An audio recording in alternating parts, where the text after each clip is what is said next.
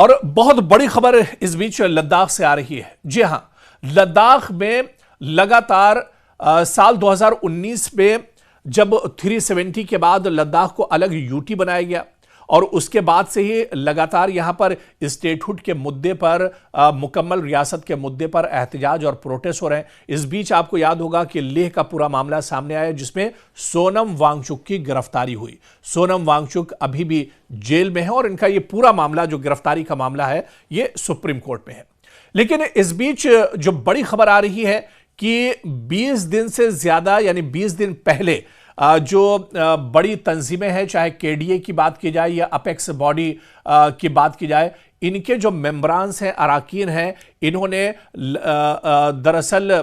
सोनम वांगचुक से जेल में बाकायदा मुलाकात के लिए एक दरख्वास्त दी थी और हुक्काम को यह दरख्वास्त दी थी कि उन्हें सोनम वांगचुक से मुलाकात की इजाजत दी जाए। दरअसल केडीए हो या अपेक्स बॉडी हो, और इसमें लद्दाख के जो मेंबर पार्लियामेंट हैं हनीफा जान, वो भी इसके एक तरह से मेंबर हैं, और इन सभी लोगों ने ये दरअसल लद्दाख के चुनिंदा लोग हैं, चाहे केडीए की बात की जाए या फिर अपेक्स बॉडी की बात की जाए, इसमें लद्दाख के बहुत चुनिंदा लोग दरअसल शामिल हैं। और इन लोगों ने 20 दिन पहले हुक्काम को, इंतजामिया को एक दरख्वास्त दी थी कि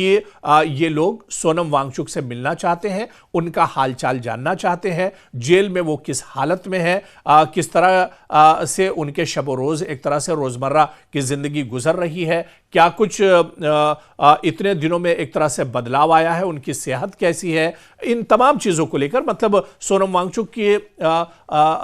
हाल चाल जानने के लिए उन्होंने एक दरख्वास्त दी थी कि सोनम वांगचुक से जेल के अंदर मिलने दिया जाए। लेकिन अब जो केडीए की बात की जाए या फिर जो अपेक्स बॉडी है, इनके मेंबरान ने कहा कि 20 दिन पहले यह दरख्वास्त दी गई थी, लेकिन 20 दिन गुजर गए हैं और इस पर अभी तक न तो कोई जवाब आया है, ना ही कोई इस पर अमल हुआ है, ना ही इस पर खुलकर कोई बात कही जा रही है। तो इस पर केडीए ने और अपेक्स बॉडी के जो मेंबरान हैं, उन्होंने सवाल उठाया है कि आखिर इस पर यह खामोशी क्यों? जब सोनम वांगचुक से मुलाकात के लिए दरख्वास्त दी गई है तो इस पर कोई जवाब तो आना चाहिए, लेकिन इस पर इंतजामिया आखिर खामोश क्यों है? इंतजामिया आखिर इस पर जवाब क्यों नहीं दे रहा है? और फिर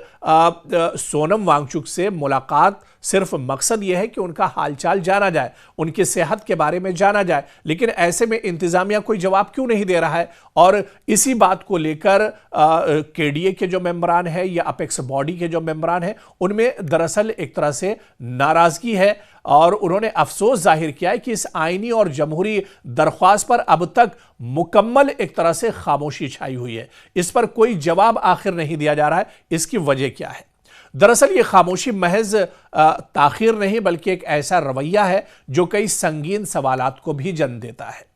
दरअसल इस पूरे मामले को समझना होगा, क्योंकि ये कोई गैर रस्मी या इनफरादी कोशिश नहीं थी, बल्कि आप देखिए कि एक बाकायदा तहरीरी दरख्वास्त, जिसके पीछे मुंतखब नुमाइंदे और एक इज्तिमाई नुमाइंदा फोरम भी मौजूद था। इसके बावजूद हुक्काम की जानिब से न इजाज़त दी गई और ना ही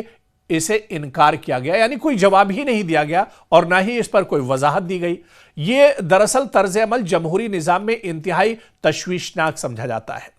सोनम वांगचुक दरअसल बहुत इंपॉर्टेंट शख्सियत के हामिल है। सोनम वांगचुक सिर्फ एक फ़र्द नहीं, बल्कि आप देखिए कि लद्दाख की आवाज़, माहौलियाती तहफ़्फ़ुज़ की अलामत और अवामी उमंगों के नुमाइंदा है सोनम वांगचुक। और उनसे मुलाकात का मकसद महज रस्मी गुफ्तगू नहीं, बल्कि लद्दाख के मुस्तक़बिल, आइनी तहफ़्फ़ुज़, शनाख्त, हुकूक जैसे अहम मामलात पर बातचीत था। और ऐसे में मुलाकात से इनकार किया जाना या इस पर खामोशी इख्तियार की जाना या फिर जो दरख्वास्त दी गई है इस पर जवाब न दिया जाना, इसको अवामी आवाज़ को दबाने के मुतरादिफ दरअसल समझा जा रहा है। दरअसल हुक्काम की खामोशी या ताखीर